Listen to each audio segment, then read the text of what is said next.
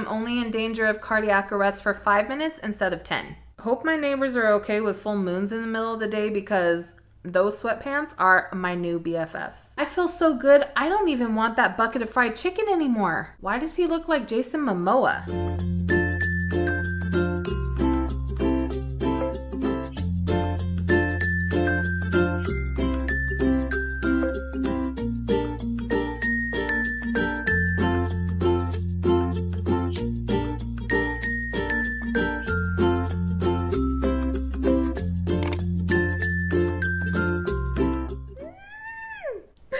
I'm so excited today. Hey everyone, I'm Laura and welcome back to my channel where I talk about all things weight loss, mental health, and take you along on my 200-pound weight loss journey. If you'd like to know more about me and my journey so far, make sure to check out the rest of my videos linked in the description box down below. And if you would like to follow along on my journey, don't forget to subscribe and hit that notification bell. All right, guys, welcome to public weigh-in number 2, i.e. week 7 of my weight loss journey. So before we get to the actual weigh-in, I did want to answer one of the questions that I've gotten a couple times in the comments, and that is, Laura, why do you eat an entire chicken every day? Probably because in another life I was Korean and chicken bake soup was my jam. Just kidding. They wanted to know why I chose high protein, specifically why I try to make sure I get over 100-125 grams of protein every single day. Well, because put simply, my magic mirror said so. Mirror, mirror on the wall,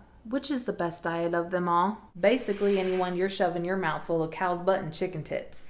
We all know that choosing a diet nowadays is like choosing from a buffet. A buffet where every single dish has a Yelp review of, this dish is disgusting, I'd rather eat my own or, this dish has literally been sent from the angels above. In fact, I think I just saw the Archangel Gabriel. Why does he look like Jason Momoa? Well, I've personally probably tried every single diet known to mankind since the age of 11. Atkins made me grumpy as hell. South Beach.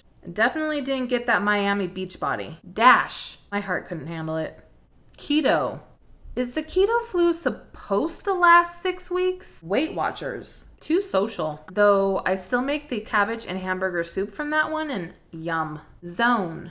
I zoned out. Jenny Craig. I no longer trust anyone named Jenny. I even flirted with veganism for a little while in college, but when it started to feel like a volcano brewing in my stomach at all hours of the day, erupting in the most loud, obnoxious farts ever. I'm a girl and I say farts. And after that, I just realized that I needed to move on. Although there is a raw vegan cheesecake recipe that I found recently that I'm kind of dying to try. If any of you have had raw vegan cheesecake in the past, let me know if it's actually any good. Anyways, back to why I chose high protein over everything else. And when I say high protein, I don't necessarily mean keto, at least not for me, because keto kind of made me feel like crap. What I personally mean when I say high protein is that I stick to a minimum number of grams of protein that I try to get every single day. And it's usually 100 to 125 plus. And then the rest of my calories can be whatever I want them to be. And I did this for several reasons. First, because my doctor was like, yes, especially since I have PCOS. And for whatever reason, high protein is really, really good for helping women with PCOS to regulate their hormones. So is no sugar, by the way. Another reason is that getting enough protein is crucial to maintaining lean body mass. Especially if you're like me and you're working into the whole weightlifting thing and eating in a caloric deficit, which can cause your body to burn muscle as well as fat. I don't know why, but I just got like a mental image of those little Pac-Man guys just going around eating all of my fat and muscles. Another reason is I feel fuller much longer when I'm on a high protein diet or nutrition plan, which is especially useful when you're doing OMAD. In fact, most days when I go to eat my 1 meal a day, I'm just barely starting to get hungry, if I'm hungry at all. My cravings are also a lot less when I'm on high protein than when I'm on any other kind of diet. And apparently eating a high protein diet boosts your metabolism. I do remember from my nutrition class in college that protein has a higher thermic effect than, say, fats and carbs, which basically means that it takes more energy to digest protein. And more energy equals, you guessed it, more calories burned in a day. I'm honestly impressed that I even remembered that. I can't even remember the names of my roommates in college, but I can remember the thermic effect of protein. Sorry, roomies, whoever you are. Another reason is that my doctor said that eating high protein helps to stabilize blood sugar as well as lower blood pressure, both of which are a problem for me. So winning. And another reason is, and I don't know if there's any science behind this, but I definitely feel a positive change in my mood on the days when I eat high protein versus the days that I eat more carbs. There's also the fact that when I do start actually weightlifting seriously, I will need to be eating high protein in order to repair and build my muscles. And my last reason is that a couple of years ago when I lost 130 pounds, a high protein diet was the diet that I followed, and it was the first time in my entire life that I had ever stuck to a diet for longer than 2 or 3 months. So I know that it works for me. Not to mention it's sustainable because heaven knows I like me some protein. That, my friends, is why I choose high protein over all other diets in the land. That magic mirror really knows what she's talking about. Now on to the weigh-in. And just an FYI, guys, that I decided that I'm only going to be doing pictures and measurements once a month because mental health. So just a reminder, in last week's weigh-in, I weighed a total of 360.6 pounds, putting me 20 pounds down from my starting weight of 380.6 pounds. And this week, let's just get to the numbers, shall we? Drum roll, please. This morning, I weighed 352.2 pounds. So that means I lost a total of 8.4 pounds this week. Now I know what you all must be thinking. Liar! Lies! It's all lies! There's no way you're eating more than 500 calories a day. Are you conning me right now? And honestly, if I were you, I'd probably feel the same way. But honestly, guys, I am eating within my caloric range of 16 to 1900 calories almost every single day. I did have one day this week where I did not feel good at all, and I got to about 1250 to 1300. So I've been racking my brain trying to figure out what was different this week that led to such a huge weight loss. I came up with a few possible reasons. The first one being that what you guys don't know is I lost that initial 20 pounds in the first 3 weeks of my weight loss journey. And then weeks 4 and 5, I actually gained weight. I think week 4, I gained like a pound. And then week 5, I gained a half a pound or 0.75 or something like that, even though I wasn't doing anything different. Talk about mental health for those weeks because I was not impressed. But then on week 6, and what you guys actually got to see is that I dropped the like 1.5 or 1.75 pounds that I had put on, and I went straight back down to a 20-pound weight loss. And when I had called my nutritionist and ranted a little bit, one of the things that she told me, I'm going to try and regurgitate what she said in a way that makes sense and is at least a little bit accurate. No promises. Anyways, from what I understood from our conversation, sometimes when people lose fat, your body can actually try and store water in the now empty fat cells because it fully expects that that fat is going to return. And when it realizes it's not coming back, it sheds that water and you drop pounds like that. Hopefully that was accurate. That's just what I understood from what she said. And there's also the fact that I am morbidly obese. And when you're morbidly obese, you tend to lose weight a little bit faster than, say, if you're starting your weight loss journey at 250 or 200 pounds. Because just getting up and moving and being semi-active, you're burning more calories than you were before. The second reason that I thought of was this week was a little bit lower carb, and it wasn't like it was on purpose either. I literally was just on my Walmart grocery app trying to plan out my meal for the week, and the chicken thighs and broccoli and asparagus and apples were all on sale, and it sounded delicious, so that's what I got.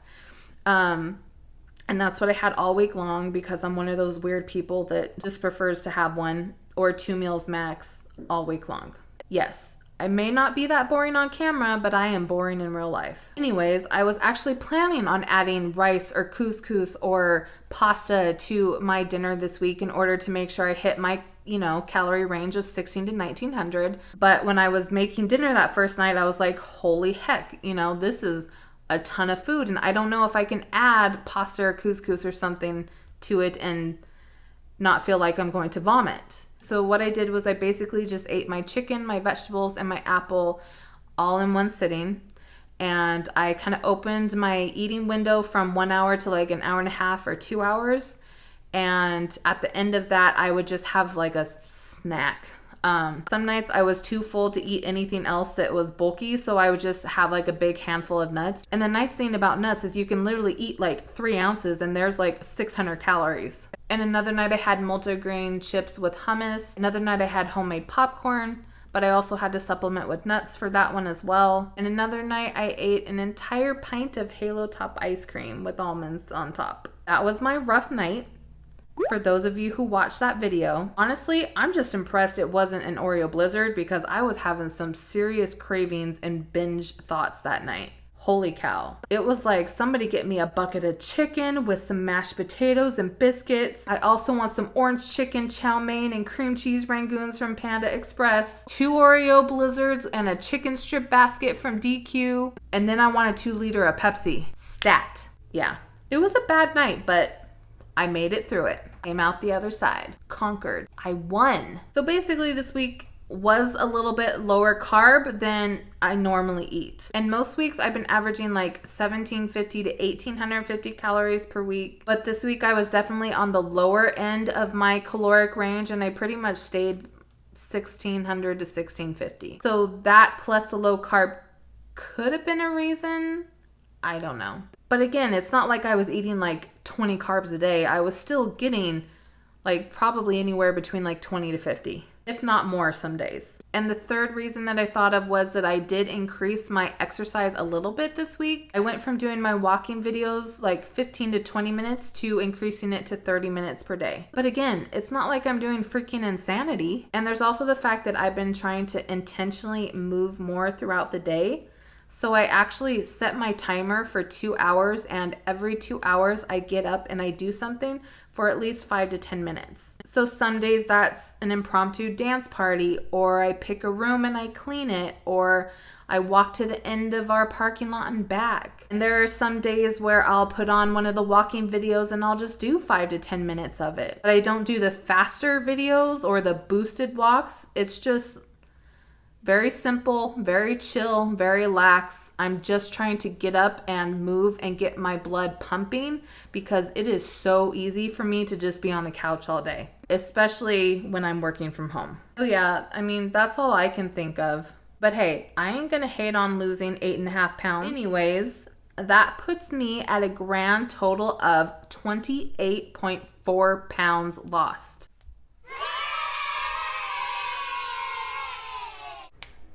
I feel so good. I don't even want that bucket of fried chicken anymore. All right, guys, so I decided that I want to practice what I preach and make these weigh-ins not just about the numbers. So what I've decided to do in these videos is, yes, I'm going to weigh in, obviously, but I'm also going to share my non-scale victories. Are you ready for it? Non-scale victory number 1, which I've already shared on my Instagram, so if you're not following me over there, what the hell are you doing with your life? Being productive?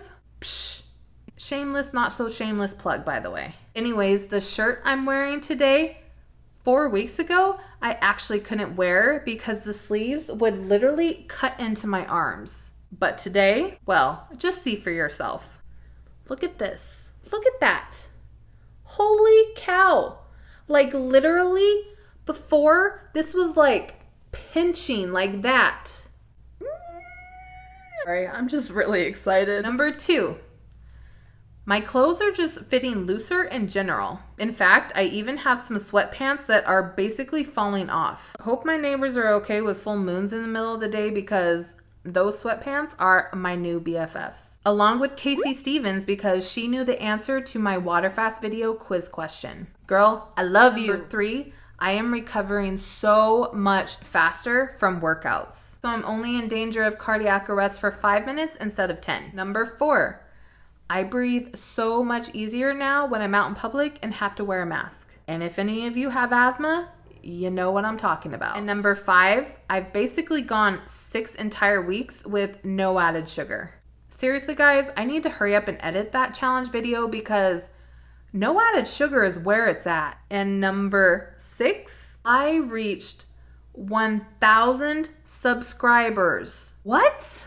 I've already teared up like 1,000 times already, so I'm hoping I won't this time, but just warning you, it might happen. I know I've said this already, but I honestly never imagined that so many people would find me relatable and interesting and inspiring. I just feel like the last few days I have been in this perpetual state of shock. 1,000 people, like, that's enough to fill a small stadium. I am just so incredibly touched and honored and just praying that I can hold up my end of the bargain and provide you guys with fun and interesting and inspiring and just content that is useful to you along your own weight loss journeys. And if you're not on a weight loss journey, that's just useful to you on your own health and fitness journeys in general. Speaking of which, this week I will be posting my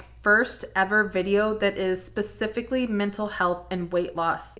Well, technically my motivation versus dedication video and my mental breakdown video were also mental health and weight loss videos, but this first video I'm really super excited about because I'm going to be talking about the therapeutic techniques that I used in order to create my own weight loss plan that directly addresses my past barriers and challenges and also just builds off past successes. So be watching out for that either tomorrow or Tuesday. Also, if you have any suggestions for mental health and weight loss videos or any specific questions that you have, make sure to comment down below and let me know. I want to tailor these videos to you guys and your needs and your interests as much as humanly possible. Okay, so weigh-in number 2 has officially concluded. Comment down below and let me know what your non-scale victories were this week. Oh, shout out to Sadie Hikari, and I am so sorry if I just butchered your name, who asked for a shirt that has "Girl, Get Your Mind Out of the Refrigerator" on it, which I totally want to because that was definitely one of my more wittier moments. If any of you guys are also interested in me doing some merch, merch, it just sounds like I'm trying to sell you something, sorry. Like this video and comment down below if there's anything else you would like to see on a shirt. As always, if you like this video, let me know by subscribing and giving it 2 thumbs way up, and make sure to tap on that notification bell so you can join me next time. Bye!